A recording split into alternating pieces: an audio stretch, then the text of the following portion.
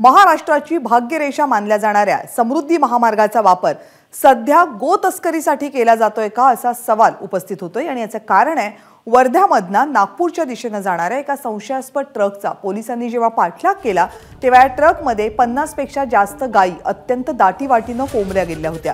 यातील काही गायींचा मृत्यू झाला होता, काही गायी जखमी झाल्या होत्या। हिंगण्यामध्ये ट्रक चालकासह दोघांना पोलिसांनी ताब्यात घेण्याचा प्रयत्न केला, मात्र ट्रक चालक आणि इतर दोघे जण ट्रक सोडून पसार झाले। पोलिसांनी अज्ञात गो तस्करांच्या विरोधात गुन्हा दाखल केलाय, शोध सुरू केलाय।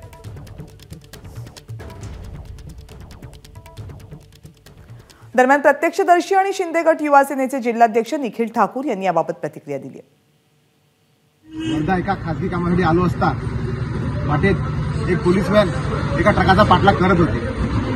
विचारणा केली असता त्या ट्रकामध्ये काही गायी कोंबल्या असल्याची माहिती मिळाली। आम्ही सोबत त्या ट्रकाला जोडलो। पुढे वाटेत समृद्धी महामार्गचा पहिला टोल नाका लागला। त्या ट्रक चालकाने तो नाका तोडत सरळ नागपूर दिशेने धाव घेतली।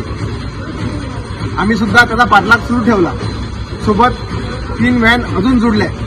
सगळ्या गायी येथील स्थानिक गौरव संस्थेला पूर्त केल्या। एबीपी माझा, उघडा डोळे बघा नीट।